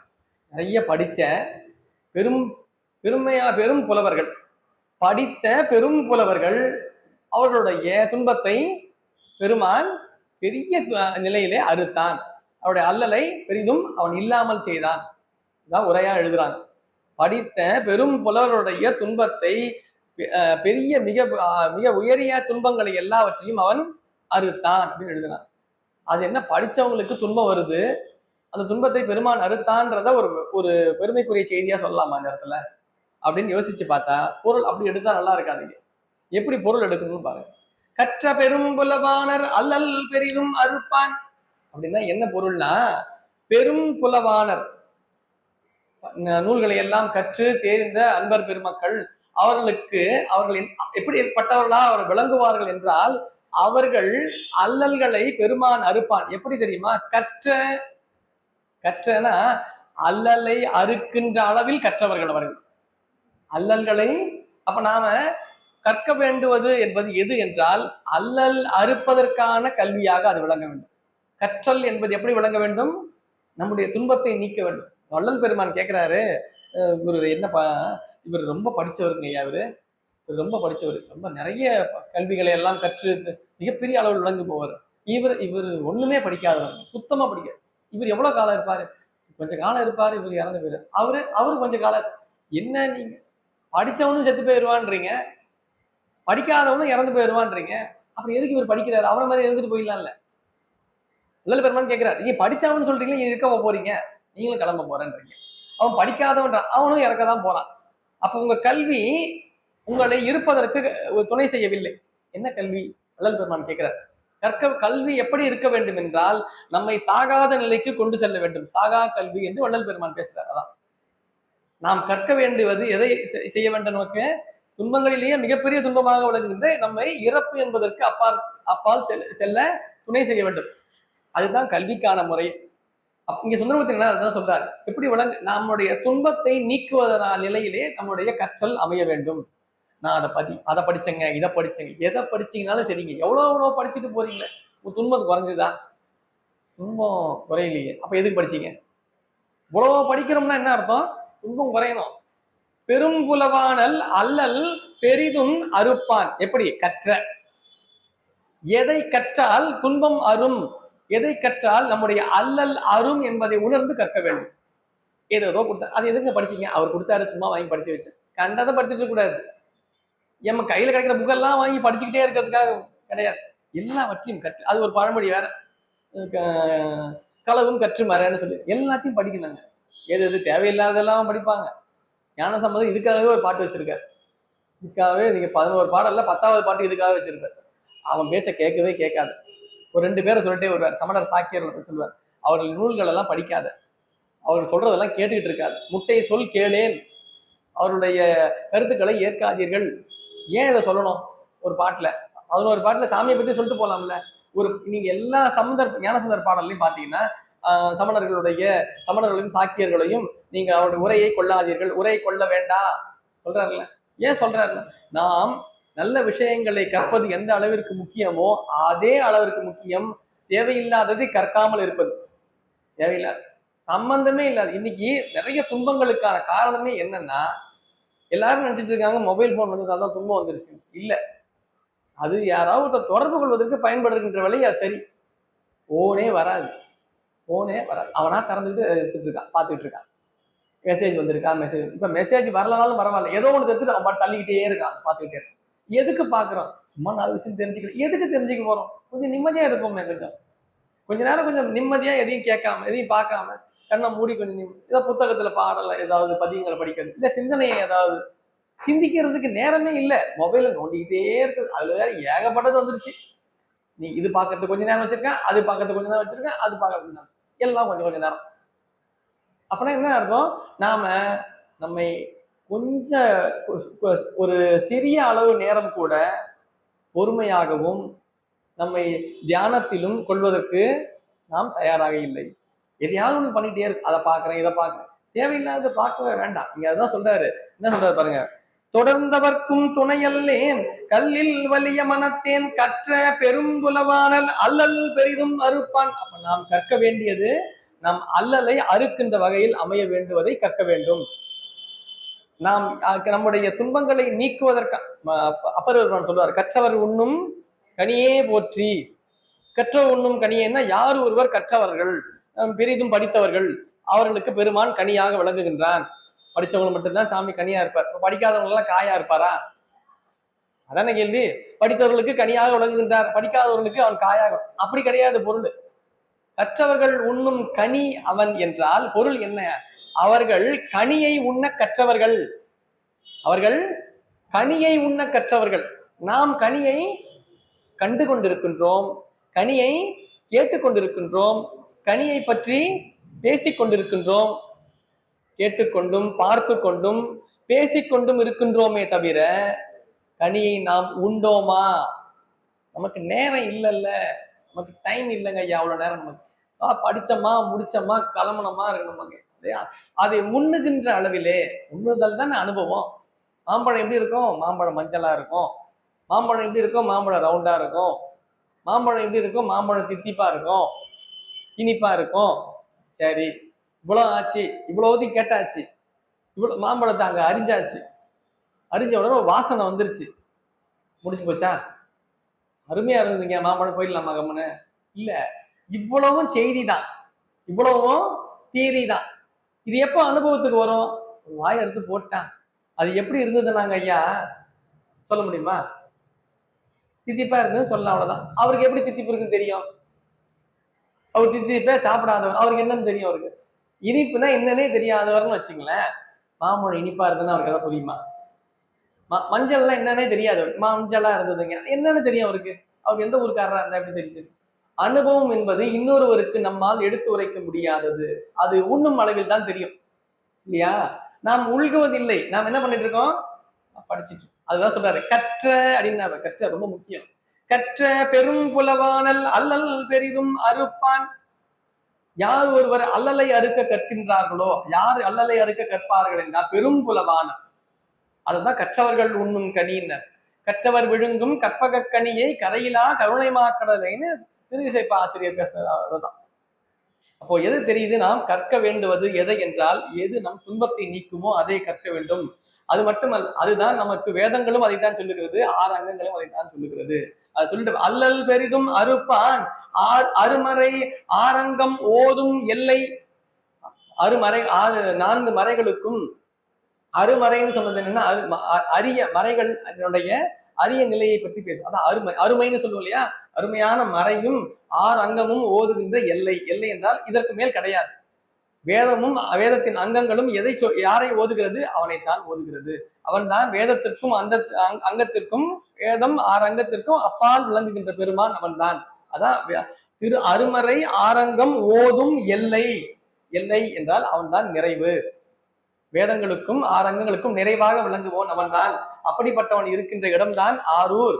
அந்த ஆரூர் இருக்கின்ற பெருமான் என்னையும் ஆழ்வாரா என்று பெருமான் இங்கு விண்ணப்பமாக செய்கிறார். செஞ்சு அடுத்த பாடல், நெறியும் அறிவும் செறிவும் நீதியும் நான் மிக பொல்லேன். நான் மிக பொல்லேன் என்றால் நான் இதையெல்லாம் ஏற்காதவனாக, இதிலிருந்து சற்றும் இந்த வழியில் நிற்காதவனாக விளங்குகின்றேன். பொல்லேன் என்றால் அந்த பொருந்தாதவனாக இருக்கின்றேன். எப்படி எதுல? நெறியும் அறிவும் செறிவும் நீதியும். நமக்கு நெறி வேண்டும். நெறியை தான் நாம் பின்பற்ற வேண்டியது. அந்த நெறியை நாம் பின்பற்றுவதற்கு நமக்கு தேவை அறிவு. அறிவு இருந்தால் மட்டும் நெறியை பின்பற்ற முடியுமா என்றால் இல்லை. அதற்கு மேல் செறிவு. செறிவு என்ற ஒரு உறுதிப்பாடு, அதான் செறிவு. அந்த பொருள் அந்த இடத்துல செறிந்திருந்தது. செறிந்திருந்தா நிறைய இருக்குன்னு அர்த்தம். அந்த இடத்துலயே இருந்து அர்த்தம். செறிவாக இருந்தது. செறிவாகனா உறுதியாக நிற்றல், உறுதி. நீதியும், நீதி என்றால் நடுநிலைமை. அப்போ நமக்கு ஒரு நெறி வேண்டும். நெறியை தொடர்ந்து நாம் பின்பற்றுவதற்கான அறிவை நாம் பெற்றிருக்க வேண்டும். அது மட்டுமல்ல, அதை தொடர்ந்து பின்பற்ற நிலையிலே அது நமக்கு உறுதியை தர வேண்டும். அதான் செறிவு. இதன் நிறைவாக விளங்குவதுதான் நீதி. இதை எதையுமே நான் செய்யல. நெறியும் அறிவும் செறிவும் நீதியும் நான் மிக பொல்லேன், முறையும் தரியும் உகப்பன். நிறையும் தரியும் உகப்பன் ஒரு இடம் சொல்றார். நிறையும் தரியும் உகப்பன் என்றால் பிறர் மனம் துன்பம் கொள்ளும் அளவிலே என்னுடைய பேச்சு அமைகிறது. நான் என்ன செஞ்சிட்டு இருக்கேன்? அடுத்தவர்கள் வருத்தம் அடைவதற்கான எல்லா வேலைகளையும் நான் செய்து கொண்டிருக்கின்றேன். சுத்தி இருக்கவங்க வருத்தமா, அவங்க ரொம்ப இவங்க பேசினாலே எனக்கு அவதான் ஒரு மாதிரி ஆயிடுறாங்க. அப்ப நம்ம பேச்சு அதில் அப்படிதான் இருக்கு. அதுதான் சொல்றாரு, மிறையும். மிறையும் என்றால் நாம் நாம் ஒருவரோடு பழகுவதோ ஒருவரோடு உரையாடுவதோ அவர்களுக்கு துன்பத்தை தருகிறது. அது மட்டுமல்ல, தரியும் உகப்பன். தரியும் என்றால் நம்ம ஏதாவது பேசுவோம், பேசி அதை பிரிச்சுடுவோம். அதை நிறுத்தி அந்த வேலையை நிறுத்திடுவோம். இவங்க பேசினாலே அந்த வேலை என்ன ஆயிடும்? நின்றும். இல்லைன்னா என்ன பண்ணுவாங்க? பிரிச்சிடுவாங்க. இதைத்தான் நான் பண்ணிட்டு இருக்கேன். நான் என்ன பண்ணிட்டு இருக்கேன்னா, எதையாவது ஒன்று செஞ்சேன்னா அந்த இடத்துல ஒரு பிரிவினையை ஏற்படுத்தி விடுகின்றேன். இல்லை என்றால் அதை முழுமையாக பின்பற்றாதவனா விளங்குகின்றேன். மிறையும் தரியும் உகப்பன் வேண்டிற்று செய்து திரிவேன். நான் என்ன பண்ணிட்டு இருக்கேன் தெரியுமா? எனக்கு என்னென்னலாம் தேவையோ அதை மட்டும் செஞ்சுட்டு இருக்கேன். எதை பின்பற்ற வேண்டுமோ அதை நெறியை பின்பற்றும் பொழுது, நெறி யார் சொல்லியிருப்பா? நாமளா சொல்லியிருப்போம். நமக்கு முன்னே இருப்பவர்கள் சொல்லியிருப்பார்கள், நமக்கு சொல்லி தந்திருப்பார்கள், நம்மை ஆற்றுப்படுத்தியிருப்பார்கள். அந்த வழியில் நாம் நின்றிருப்போம், நாம் பயனை நுகர்ந்திருப்போம். நெறி என்பது மிக எளிமையானதெல்லாம் இருக்காது. திருக்கோவிலுக்கு போனா என்ன பண்ணணும்? கோயிலுக்கு போனா சாமி மட்டும்தான் பார்க்கணும். கோயில் அது மட்டும் நடக்குது. கோயில்ல போனீங்கன்னா ஊர் கதையெல்லாம் பேசுறது. கோயிலுக்கு போனீங்கனாலே அதாவது மற்ற கதைகளை தான் பேசுறது. திருக்கோவிலுக்குள் பெருமான் அவனுடைய திருப்புகழை தவிர வேறு எதையும் திருக்கோயில் பேசக்கூடாது. நீங்க கோயில்ல என்ன பண்றாங்க? எல்லாம் மொபைல் நோண்டிட்டு இருக்காங்க. மொபைல தான் பார்த்துட்டு சாமி கிட்ட போறான். லைன்ல நிக்கிறதே அரை மணி நேரம் லைன்ல நிக்கிறான். சாமி கிட்ட போய் சேர்றான். சாமி தானே பார்க்கணும். அப்பவும் மொபைல் நோண்டிட்டே உள்ள போறான். அவன் என்ன பண்ணா, என்னமோ உனக்கு கோயிலுக்கு போனா சரியாயிரும் நினைக்கிறான். அப்படிதான் சரி பண்ணுவார் சாமி. கோவிலுக்கு வந்துட்டாலே சரி பண்ணிடுவார். இல்ல, நம்மளுடைய முழுமையான கவனம் நமக்கு இருக்கணும்.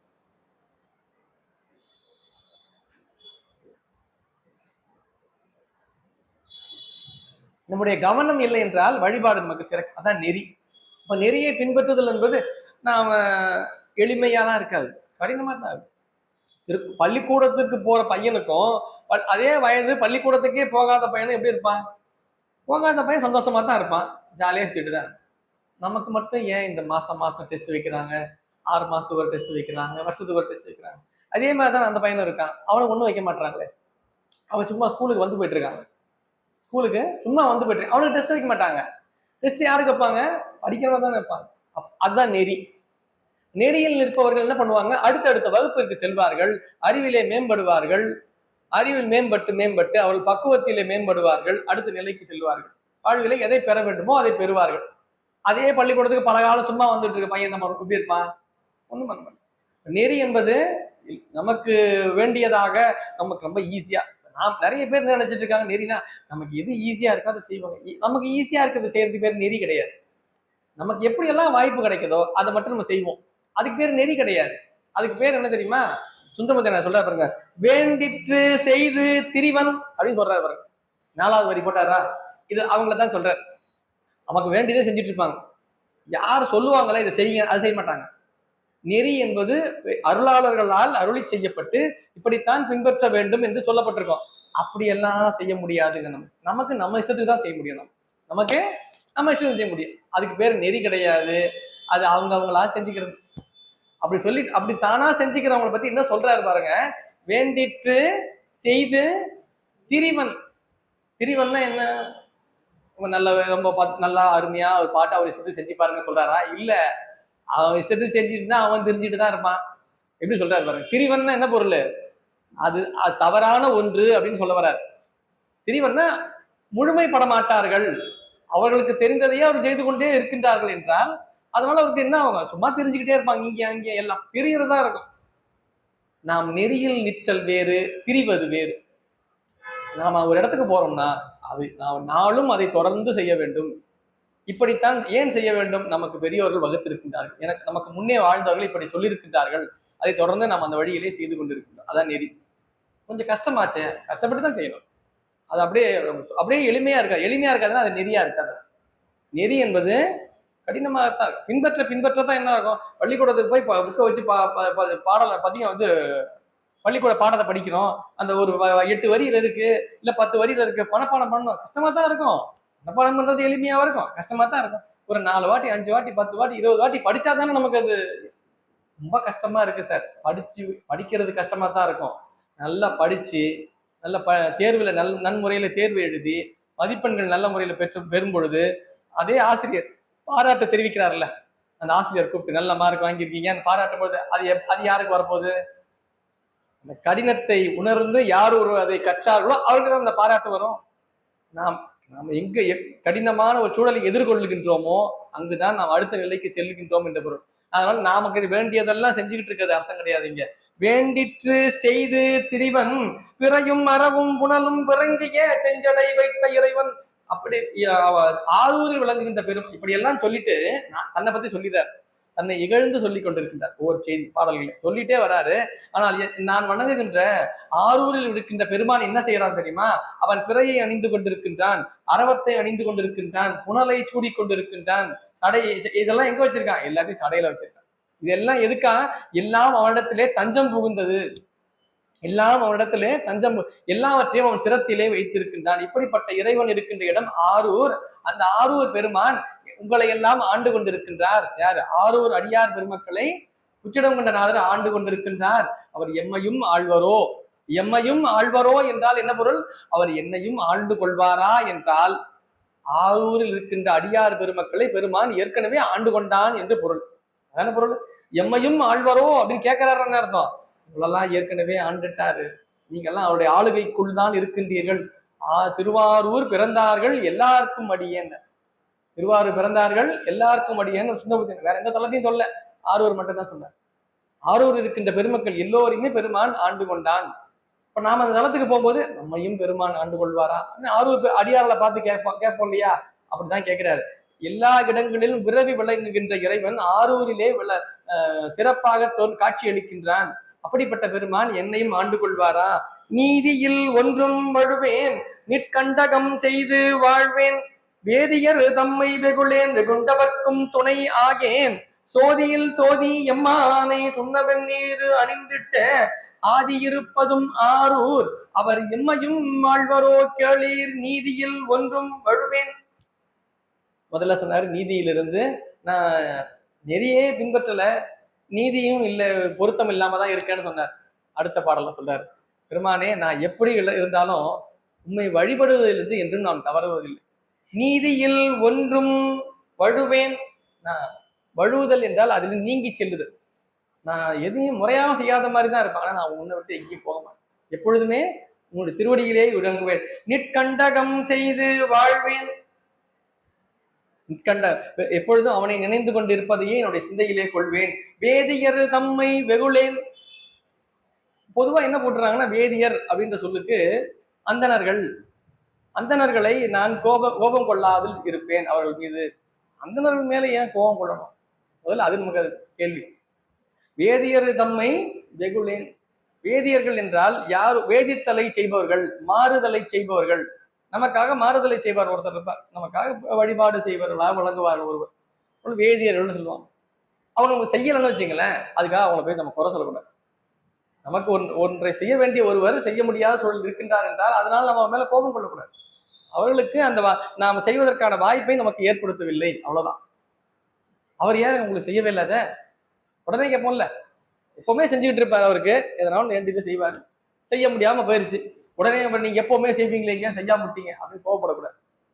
அவங்க கூடவே ஒருத்தர் இருப்பார், அந்த மாதிரி செய்யணும்னு நினைச்சு கேட்டுட்டு இருக்க கூட ஒருத்தர் இருப்பார். அவர் கூட போய் ஆமாங்க கரெக்டு தாங்க நீங்க சொல்றது, அவர் செஞ்சிருக்க வேண்டியதுதான். இவருக்கு என்ன தாளம் போடுறவர், அவர் செஞ்சிருக்க வேண்டியதுதான் சார், நீங்க சொன்ன மாதிரியே அவர் செய்யாம விட்டார் அப்படின்னு அவர் கூடவே தாளம் போட்டு வந்திருப்பேன்.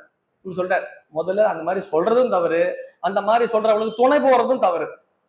அந்த மாதிரி சொல்றவங்களே அப்படிலாம் சொல்லாதீங்க, இருந்தா செய்வாரு, முடியல செய்யாம, அதுக்காக ஏன் நீங்க கோவப்படுறீங்க? முடிஞ்சா செய்வார், முடியல, அதனால நம்ம என்ன பண்ணக்கூடாது, கோபம் கொள்ளக்கூடாது.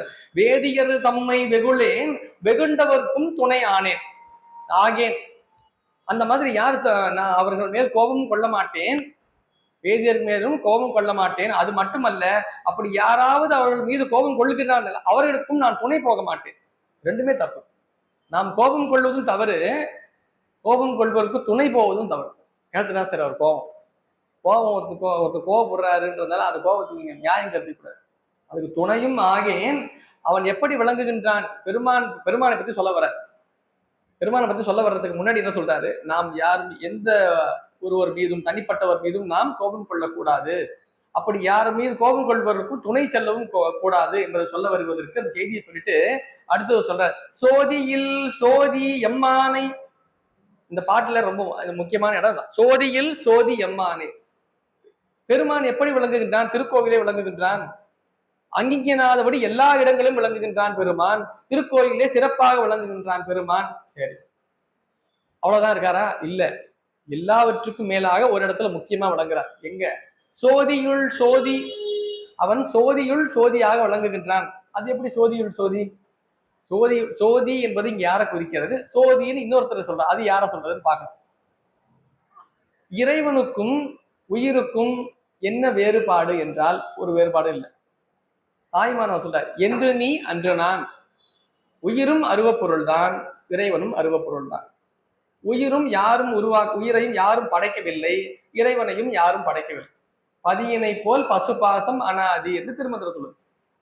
மூன்று பொருளும் என்றும் உள்ள பொருள். பதி, பசு, பாசம், இறை, உயிர், தலை என்று சொல்லப்படக்கூடிய மூன்றுமே என்றும் உள்ள பொருள்.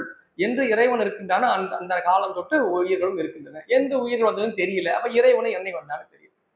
இறைவனும் உயிரும் அனாதி. அனாதி என்ற சொல்லுக்கு பொருள் என்றால் ஆதி இல்லாதது. ஆதி என்று எந்த நாள் எந்த காலம் என்று வரையறுக்கப்பட முடியாத நிலைதான் அனாதி என்பது. இறைவனும் அப்படித்தான், உயிரும் அப்படித்தான். இறைவனும் அருவப்பொருள், உயிரும் அருவப்பொருள். உயிர் எங்க இருக்கு? உயிர் இருக்கு, எங்க இருக்கு? உடம்புக்குள்ள இருக்கு. எங்க இருக்கு? ஒருத்தருக்கு எங்கேயாவது தலையில டங்கு இடிச்சுட்டாங்க, அப்படியே உயிரே போகுதுங்க. அப்ப ஒரு உயிர் தலையில இருக்கா? நடந்து போயிட்டே இருக்காரு, காலை இடிச்சுக்கிட்டாரு, உயிரே போதுங்க ஐயா, அந்த காலில் இடிச்சுக்கிட்டு, அப்ப காலில் இருக்கா உயிர்? ஒருத்தர் முதுகுல திடீர்னு அடிச்சார் ஓங்கி, அடிச்சது எப்படி தெரியுமா சார்? அப்படியே உயிரே போயிருக்கோம் சார். அப்ப நம்ம முதுகுல இருக்கா உயிர்? உயிர் எங்க இருக்கு? உயிர் அங்கிங்கனாதபடி இந்த பிண்டத்திலே விரவி விளங்குகிறது. இறைவன் எப்படி விளங்குகின்றான்? இறைவன் இந்த அண்டத்திலே அங்கிங்கனாதபடி எல்லா இடங்களிலும் விளங்குகின்றான். எல்லா இடங்களிலுமே. இப்ப இங்க இறைவன் இல்லையா? இருக்க. இங்க இறைவன் இல்லையா? இருக்க. இல்லைன்னு சொல்ல முடியாத எல்லா இடங்களிலும் அவன் இறைந்து விளங்குகின்றான். அவ்வளவுதான் இறைவன் பேர், இல்லையா? உயிருக்கும் இறைவனுக்கும் இது பிண்டத்தில் விரவி இருக்கின்றது. இந்த பிண்டத்தில் விரவி இருக்கின்றது, அது அண்டத்தில் விரவி இருக்கின்றது. இரண்டும் ஒன்றுதான், ரெண்டும் ஒண்ணுதான், வித்தியாசமே இல்லையா? இருக்கு. என்ன? மணிவாசக பெருமான் இந்த இடத்தை விளக்கி சொல்ற, இறைவன் என்பவன் ஒரு சோதி பொருள், உயிரும் ஒரு சோதி பொருள் தான். உயிரும் ஒரு சோதி தான். அதான் வள்ளல் பெருமான் காட்டுறது, சோதியாக காட்டுறது. உயிரும் சோதி தான், ரெண்டுமே சோதி தானாங்க. இப்போ ரெண்டும் ஒண்ணு தானா? அதுதான் இல்லை. ரெண்டும் சோதி தான், ரெண்டும் ஒண்ணு இல்லை. இது என்ன சோதி தெரியுமா? இது மாசுடைய சோதி, அது மாசற்ற சோதி. மாசற்ற சோதி மலர்ந்த மலர்ச்சுடரே. சிவபுராணத்துல வருது இல்ல, மாசற்ற சோதி அது. அப்ப இது இது மாசுடைய சோதி. இது மலம் இருக்கு, ஆணவம் கண்மம் மாயினால் திணிக்கப்பட்ட ஒரு பொருள். இதுவும் சோதி தான். அந்த மும்மலங்கள் நீங்கினால் இதுவும் சோதி, இதுவும் அதோட ஒன்ன கலந்துரும் இல்லையா? இது மாசற்ற, இது மாசுடைய சோதி, அது மாசற்ற சோதி. இப்ப இந்த சோதின்னு சொல்லப்ப மாசுடைய சோதியாக விளக்குகின்ற இந்த ஆன்மா இருக்கு இல்லையா, இந்த ஆன்மா எப்படி இயங்குகிறது? தானாக இயங்குகிறதா? அதுவா இயங்குதா? அப்பனா அதுவா உடம்பு எடுத்துருக்கணும்ல. நாமெல்லாம் உடம்பு எடுக்கணும்னா என்ன பண்ணுவோம்? நமக்கு பிடிச்ச மாதிரி நல்ல உடம்பா பார்த்து, நம்ம எப்படி பக்காவா இருக்கணுமோ அந்த மாதிரி நல்ல கட்டு மஸ்தா, காண்பதற்கு வசீகரமாக கவர்ச்சியான உடம்பாக அதை தான் நம்ம எடுத்து போனோமே. நம்ம அப்படியே வாங்கிட்டு வந்து போயிட்டு ஏதாவது போயிட்டு கடையில போய் வாங்கிட்டு வந்தோமா, இல்ல ஆன்லைன்ல எங்கேயாவது ஆர்டர் பண்ணி வாங்கணுமா அந்த உடம்ப? நாம வாங்கலையே. அப்ப என்ன தெரியுது? உயிருக்கு தானாக உடலை எடுக்கின்ற தகுதி இல்லை. அதை வேறு யாரோ ஒருவன் செய்கின்றான். உயிர் தானாக இதை செய்திருக்க வேண்டும் என்றால் எந்த காலத்திலும் செஞ்சிருக்கணும். ஏன் இன்னைக்கு வந்து பிறவி எடுக்குது? அப்போ உயிரை இயக்குகின்றவர் பொருள் ஒன்று உண்டு உள்ளிருந்து. உயிரை ஒரு பொருள் இயக்குவதனால் தான் அது இயங்கிக் கொண்டிருக்கின்றது. நாம தான் இந்த உடம்பை இயக்கிட்டு இருக்கோம், நம்ம நினைப்பு இருக்குன்னு வச்சுங்க. தூங்குறோம், தூங்கும் போது மூச்சு யார் விடுறா? நாம தான் வரதான் நினைச்சிட்டு இருக்கோம். நாம இல்ல, ஒண்ணு செஞ்சுக்கிட்டு இருக்கு. இதய துடிப்பு ஓடிக்கிட்டே தூங்கிட்டோம், அதுவும் நின்று என்ன ஆகும்? அவ்வளவுதான், காலையில அவ்வளவுதான் சொல்லிவிட வேண்டியதான், ஊருக்குள்ள சொல்லிவிட வேண்டியது. ஐயா அவ்வளவுதான், தூங்கி என்னங்க ஆச்சு? நைட்டு தூங்கிட்டாரு, மறந்துட்டாரு. என்ன மறந்துட்டாரு? மூச்சு விடுறதுக்கு மறந்துட்டாரு, போயிட்டாரு. என்னைக்காவது நடக்குது அது மாதிரி? இல்லையே. அப்ப வேற யாரோ இயக்கிக்கிட்டு இருக்காங்க, அதான் எல்லாம் இயங்கிட்டு இருக்கு. அப்போ தூங்குறமே, அது உடம்பு தான் தூங்குது, உயிர் தூங்காது. உள்ளத்தில் நல்ல உள்ளம் உறங்காது அப்படின்னு தான் சொல்றாரு. உள்ளம் உறங்காது, ஆன்மா உறங்காது. உறக்கம் எதுக்கு தெரியுமா? உடம்புக்கு தான். உடம்பு உறக்கத்துக்கு போகும்போது நம்ம கடற்கரை எல்லாம் கலந்துக்கும். எல்லாம் கலந்த உடனே மனமும் அப்படியே அமைதியிடும். அதனால உடம்பு மட்டும் தனியார். வள்ளுவர் சொல்றாரு, உறக்கம்னு சொல்றோமே, கிட்டத்தட்ட அது டெத்துன்றார். கிட்டத்தட்ட இறப்பு தான். உறங்குவது போலும் சாக்காடு, உறங்கி விழிப்பது போலும் பிறப்புன்ற. கிட்டத்தட்ட டெத்து தான். இந்த மரண வாசல்னு சொல்றது தட்டிட்டு அது திறக்கிறதுக்கு முன்னாடி நம்ம எழுந்துடுறோம், காலத்துல வந்துடும். அது திறக்கிறது இல்லை, அதுக்கு முன்னாடி நம்ம கிளம்பி வந்துடுறோம். அதுதான் உறக்கம்ன்ற. இப்போ உறக்கம் இந்த அளவுக்கு முக்கியமா. இப்ப நாம எப்படி வச்சிருக்கோம்? பெருமான் வேறு, நாம் வேறு, எல்லாம் ஒண்ணுதான். ஆனால் அது மாசற்ற சோதி, இது மாசு. இது மாசுடைய சோதியாக இருந்தாலும் இது தானாக இயங்கா. இதை இயக்குவதற்கு உள்ளே ஒரு பொருள் வேண்டும். அதுதான் எது? இறைவன். உயிர் எல்லா இடங்களிலும் விளங்குகின்ற பெருமான் உயிரிலும் விளங்குகின்றான். உயிரிலும் பெருமான் விளங்குகின்றான். உயிரிலும் பெருமான் விளங்கவில்லை என்றால் அவன் உயிரில் விளங்காத நிலை வந்துடும். அப்புறம் அங்கிங்கனாதபடி எங்கும் விளங்குறான்னு சொல்லி அப்ப உயிரில் இல்லையான்னு ஆயிடும் இல்லையா? அது அவனுடைய முழுமுதற் தன்மைக்கு குற்றமாயிடும். அவன் உயிரிலும் விளங்குகின்றான், உயிருக்கு அப்பாலும் விளங்குகின்றான், அவன் உள்ளும் விளங்குகின்றான், அவன் கடந்தும் விளங்குகின்றான். அதனால் தான் அவனுக்கு கடவுள் என்று பெயர். அவன் உயிருக்குள்ளும் உயிருக்கு அப்பாலும் விளங்குகின்றான், உயிரை கடந்தும் விளங்குகின்றான், உயிருக்கு உள்ளும் விளங்குகின்றான். இந்த உள்ளும் உயிருக்கு உள்ளும் விளங்குதல் என்பதுதான் சோதியுள் சோதி.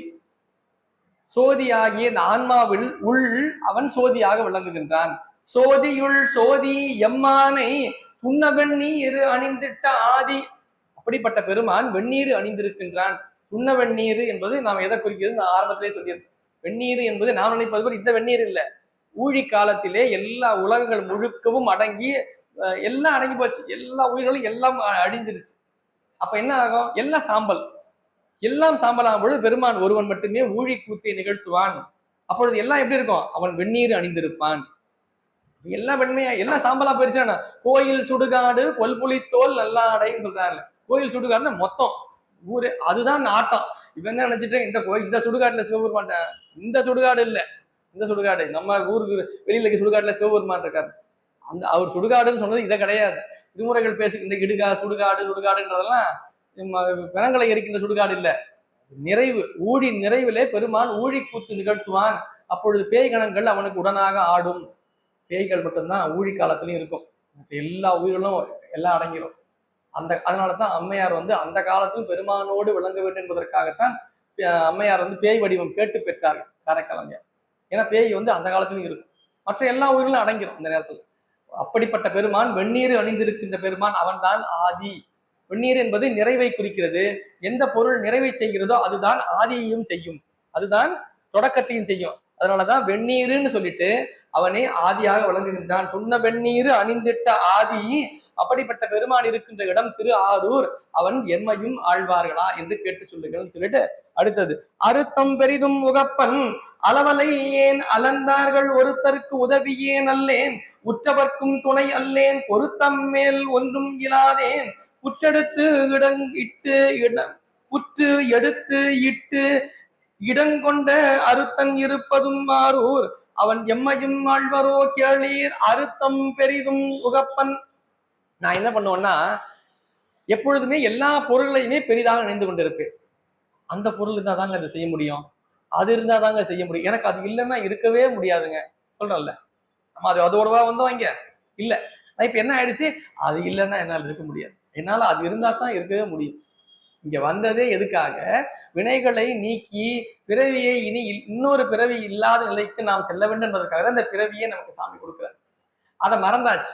அதை மறந்து நாம் என்ன எங்க போயிட்டோம் இன்னைக்கு, இந்த உலகத்தில் பொருளாக மாயையிலிருந்து தரப்பட்ட பொருள்களை நமக்கான பொருள்கள் என்று கொண்டு அந்த பொருள் இல்லை என்றால் நாம் இருக்க முடியாத நிலைக்கு நம்ம ஆளாயிட்டோம். எவ்வளவு பெரிய கட்டு பாருங்க. கட்டுகளை நீக்குவதற்கு தான் இங்க பிறப்பு. ஆனா இங்க புது புது கட்டுகள் நமக்கு வந்துருச்சு, புது புது விஷயங்களை நம்ம கட்டிக்கிட்டு இருக்கோம் மாயையினால. அது சொல்றாரு, அறுத்தம் பெரிதும் முகப்பன். இந்த உலகத்துல நான் பொருள்களை தான் ரொம்ப பெருசா நினைச்சிட்டு இருக்கேன், பொருள்களுக்கு அப்பாலும் வேறு ஒன்று இருக்கின்ற அதை நான் மறந்து விட்டேன். அளவலையேன், அளவலையேன் நான் என்ன பண்றேன், அந்த பொருளுக்காகவே அலைந்து கொண்டிருக்கின்றேன், அங்கும் இங்கும் அங்கும். எதுக்கு சார் இவ்வளவு ஓடுறீங்க, எல்லாம் பொருளுக்கு தான் சார், எல்லாம் பொருளுக்கு தான் ஓட வேண்டியது இருக்கு. அளவலையேன் ஏன் அறுத்தம் பெரிதும் முகப்பன், அளவலையேன் நாம் அலைகின்றதை எதற்கு தெரியுமா, பொருளுக்காகத்தான். அளவலையேன் அளந்தார்கள் ஒருத்தர்க்கும் உதவேன். சரி, அப்படிதான் யாரோ அலைஞ்சிட்டு இருக்காங்களே, நம்ம கிட்ட தான் இருக்கே, நாம கொடுப்போமான, நாம கொடுக்கறதும் இல்லை, நாம இருக்கிறத கொடுக்கறதும் இல்லை, அவங்கள அலையிறது நிறுத்த போறதும் இல்லை. எல்லாமே எதை நோக்கி இருக்குன்னா பொருளை நோக்கி இருக்கின்றது. அறுத்தம் பெரிதும் முகப்பன் அளவலையேன் அளந்தார்கள் ஒருத்தர்க்கும் உதவியேன் அல்லேன் உற்றவர்க்கும் துணை அல்லேன். நம்மை நெருங்கி நம்மை அண்டி இருப்பார்கள், அவர்களுக்காக ஏதாவது உதவி செய்கின்றேனா என்றால் இல்லை. நாம் உதவி செய்வது என்பது யாருக்குன்னா, யாருக்கு இல்லையோ அவர்களுக்கு உதவி செய்யும். இந்த பிறப்பே அதற்கு தான். வாழும் பொழுது நாம் வாழ்வாங்கு வாழ வேண்டும், நம்மை அண்டி இருப்பவர்களுக்கு நம்மால் இயன்றதை தந்து உதவ வேண்டும். நம்மால முடிஞ்சது என்ன, நம்மை நாம் அழித்து ஒருவருக்கு உதவ வேண்டும்லாம் யாரும் சொல்ல, நம்மால் இயன்றதை நாம் தந்து உதவ வேண்டும். சாமி ஒரு கடிதம் எழுதுறார். சாமி எழுத ஒரே ஒரு பாட்டு என்னன்னா, பானபத்திரக்காக சேரமான் பெருமாள் நாயனாருக்கு சிவபெருமான் ஆலவாய் உடை பெருமான் ஆகிய சொக்கநாத பெருமான் எழுதிய ஒரு திருமுக பாசுரம் என்பதுதான் 11ஆம் திருமுறையில முதல் பாடல். சாமியை கைப்பற்றி எழுதின பாடல்னு சொல்றான். அந்த பாடல் என்ன சொல்லியிருக்கு, என்ன விஷயத்த சொல்லுதுன்னு பார்க்கணும். இதுதான் நமக்கான செய்தி. என்ன செய்தியை சொல்லுதுன்னா, எப்படி கோயிலுக்கு போனோம், எப்படி சாமிக்கு போனோம், அதெல்லாம் சொன்னாரா? சாமி தானே எழுதினார், சாமி தானே சொன்னார். சாமி என்ன சொன்னார் தெரியுமா, ஒரு புலவர், அவர் பெருமானை நாளும் ஓதி வழிபாடு செய்கின்ற ஒரு பெருமகனார், அவருக்கு வறுமை, அவருக்கு பொருள் தர வேண்டும், அவர்களுக்கு பொருள் தந்து உதவுங்கள்னு பாண்டிய நாட்டினுடைய பெருமான் யாரு, சொக்கநாத பெருமான் சேரமான் பெருமாள் நாயனாருக்கு கடிதம் எழுதுறார். யாருக்காக, பானபத்திரருக்காக. பானபத்திரர் பாண்டிய நாட்டு அரசன். அந்த நாட்டில் இருக்கின்ற பெருமானை நாளும் ஓதி வழிபாடு செய்கின்ற அந்த பெருமகனாரை ஏழ்மையில் வைத்திருக்கின்றான். சேரராகிய நீங்கள் அவருக்கு உதவ வேண்டும், பொருள் தந்து உதவ வேண்டும். அதான் பாட்டு. மதிமலி புரிசை மாடக்கூடல் பதிமிசை நிலவு பால் நிற வரிச்சிறகு அன்னம் பயில் ஆலவாயில் மன்னிய சிவன் யான் மொழிதரு மாற்றம் பருவ கொன்மு படியன பாவலர்க்கு உரிமையின் உதவி ஒளிதிகள் செருமாவுகைக்கும் சேரலன் காண்க. முதல்ல தன்னை சொல்றார், ஆலவாய் அரண்னு தன்னை சொல்லிட்டு அடுத்து சேரமான் பெருமாள் சேரலன் காண்க. முதல்ல ஃப்ரம் லெட்டர் எப்படி எழுதணுன்றத முதல்ல ஃபார்மேட் பண்ணி தந்ததே யாருன்னா சிவபெருமான் தான். 11ஆம் திருமுறையில் வர முதல் பாடல் தான். செருமாவகைக்கும் சேரலன் காண்க பண்பால் யாழ்பையில் பானபத்திரன் தன்போல் என்பால் அன்பன். பாடி ஆஃப் த லெட்டர், கடிதத்தினுடைய மூலப்பகுதி என்னன்னா, வரவர் யாருன்னா பானபத்திரர், உங்களைப் போலவே அவரும் எனக்கு அடியார், உங்களைப் போலவே அவரும் எனக்கு அன்பர், அவர்களுக்கு சில பொருள்களை தந்து அவர்களை திரும்பவும் அனுப்பிவிடுங்கள்ன்றார். மான் பொருள் கொடுத்து வரவிடுப்பதுவே, அவருக்கு நிறைய பொருளை கொடுத்து அவர் ஊருக்கு அனுப்பி வச்சிருக்கன்றார். அவர் நிறைய பொருளை கொடுத்து உங்க ஊர்லயே வச்சுக்கன்னு சொல்லிருக்கலாம்ல, சாமி சொல்லியிருக்கலாம்ல. பொருளை கொடுத்து அங்க ஊர்லயே வச்சு இங்க வேண்டாம் அவர் சொல்லியிருக்கலாம்ல. சாமி சொல்ல, ஏன்னா பாண்டிய நாட்டுல பானபத்திரரை விட்டா வேற யாரும் பாடுறதுக்கு ஆள் இல்லை. சிவபெருமான. அதனால சாமி என்ன சொன்னாரு, அவர் நிறைய பொருள் கொடுத்து இங்க அனுப்பிடுங்கன்ற. சாமி எழுதுறது கடிதம் எதுக்குன்னு பார்க்கணும். எதுக்கு? ஒரு அடியாரினுடைய வளர்ச்சிக்காக, பொருள் உதவிக்காக, அவருடைய வாழ்வியல் முன்னேற்றத்திற்காக. நம்முடைய வாழ்க்கை எதுக்காக அமையணும்? நம்மை சுற்றி இருப்பவர்களுக்கு, நம்மை உற்றவர்களாக நம்மை நினைந்து வாழ்ந்து கொண்டிருப்பவர்களுக்கு, அவர்களுக்கு நாம் உதவி செய்ய நிலையிலே நாம் அமைய பெற்றிருக்க வேண்டும். அதுதான் வாழ்வினுடைய பயன். ஈதல் இசைப்பட வாழ்தல் அது வல்லது ஊதியம் இல்லை உயிர்க்கு நரவல். நம்மால் முடிந்ததை தருதல், நாம் நெறியில் நின்று நம்முடைய வாழ்வை நடத்துது. இதுதான் இந்த பிறவினுடைய நோக்கம். அது சொல்றாரு, ஒற்றவர்க்கும் துணையல்லேன் பொருத்தம் மேல் ஒன்றும் இல்லாதேன். நான் என்ன எதுலையுமே பொருத்தம் இல்லை. எதுலையாவது ஒரு மேட்சா இருக்கானா பாருங்க. யாருக்கும் உதவி செய்யறது இல்லை, இருக்கிறதையும் கொடுக்கறது இல்லை. நான் நினைச்ச மாதிரியே நினைச்சு செஞ்சுட்டு பொருளையே பெருசா மதிச்சு வாழ்ந்துட்டு இருக்கேன். வழிபாட்டிற்கு ஒரு பொருத்தமானவனாக இல்லாத நான் விளங்குகின்றேன். ஆனால் புற்றிடம் கொண்ட பெருமானாக ஆரூரில் விளங்குகின்ற பெருமானே, அடியார் அங்கு வழங்குகின்ற அடியார் பெருமக்களுக்கு நீங்கள் உங்கள் அருளை தந்திருக்கின்றார்கள். அந்த அடியார் பெருமக்கள் அடியேனுக்கும் அந்த அருளை தருவாரா என்று கேட்டு சொல்லுங்கள். நான் எதுலையுமே பொருத்தம் இல்லாதவனாக இருக்கும். காரணம் ஏன் இப்படி தன்னை குறைச்சி சொல்றாருன்னு பார்க்கணும். அடியார்களுக்கு மத்தியில் எப்பொழுதுமே நம்மை நாம் சிறியவர்களாக மட்டுமே கொள்ள வேண்டும். நான் எவ்வளவு பெரிய ஆள் தெரியுமா, நான் என்னென்னலாம் பண்ணிருக்கேன் தெரியுமா, அதெல்லாம் பேசக்கூடாது. சுந்தரமூர்த்தி நாயனாரே இதை பேசல. அடியார்களை, ஏன்னா சுந்தரமூர்த்தி நாயனாரை எதிர்கொண்டு அழைக்க சொல்லி அடியார்களுக்கு சொன்னதே சாமி தான். ஆரம்பம் அப்படித்தானே ஆரம்பிக்குது வரலாறு. பெருமா அங்க இருக்க அடியார் பெருமக்களை சாமி தான் போய் வர சொல்றாரு. சுந்தரமூர்த்தி நாயனார் எவ்வளவு பெரியவர்னு அங்க இருக்கவங்க எல்லாம் தெரிஞ்சிருப்பாங்க. ஆனா சுந்தரமூர்த்தி நாயனார் எந்த இடத்துலயுமே தன்னை பெருமையா கொள்ளல. நான் எல்லா அடியார்களுக்கும் அடியவன் தான். இந்த நிலை தான் நம்மை மேல்நிலைக்கு கொண்டு செல்லும். சுந்தரமூர்த்தி நாயனார் மேல்நிலைக்கு கொண்டு செல்வதே எது? தன்னை அடிமையாக கொள்வதுதான். சந்தம் பல அதுக்கையில்லே சார்ந்தவர் தம் அடிச்சாரேன் முந்தி பொறுபடை ஏறி மூவுலகம் திரிவானே கந்தம் கமழ் கொன்றை மாலை கண்ணியன் விண்ணவர் ஏத்தும் எந்தை இருப்பதும் ஆரூர் அவர் எம்மையும் ஆழ்வரோ கேளீர். ரொம்ப அருமையான செய்தி. பெருமானை நாம் வழிபாடு செய்கின்றோம். நமக்கு தேவையானது இரண்டு தான். அதுதான் இந்த பாட்டோட உரையாக என்னன்னா, சந்தம் பல அறுக்கையில்லேன். இந்த பிறப்புடைய நோக்கம் என்ன தெரியுமா? அவனை எப்பொழுதுமே நாளும் துதித்துக் கொண்டே விளங்க வேண்டும். அவனை நாளும் ஓதிக்கொண்டே விளங்க வேண்டும். சந்தம் பல அறுக்கையில்லேன். காலையில தான் படிச்சீங்க, இன்னும் படிக்கணுமா? இப்பவும் படிக்கணும். மாலையிலையும் வழிபாடு செய்யும், இரவுலையும் வழிபாடு செய்யறது என்ன? அவன் பதியங்களை ஓதுதல். எப்படி ஓதுதல்? பதியங்களை அருளாளர்கள் அருளி செய்த பதியங்களை நாம் ஓதுதல். அதான் சந்தம் பலவும் அறுக்கையில்லேன். சார்ந்தவர்க்கும் அடிச்சாரேன். நாம தான் அப்படி பண்ண முடியுது. அப்படி பாடிக்கிட்டு இருக்காங்கல்ல, அவங்க திருவடியாவது வணங்கிடும். நாம பாடல, இதெல்லாம் பாடல. ஏன் உங்க திருவடி வணக்கம்? ஏன் நீங்க பாடுறீங்க? அடியார்கள் அப்படி யார் ஒருவர் அவருடைய பாடல்களை ஓதுகின்றார்களோ அவர்கள் திருவடியை நாம் வணங்குவோமே ஆனால் அவர்கள் பெற்ற பயனையும் சேர்த்து நாம் பெறலாம். நாம் பாடல் ஓதல, ஆனால் ஓதுகின்றவருடைய திருவடியை வணங்கினால் அதுவே மிகப்பெரிய புண்ணியம்.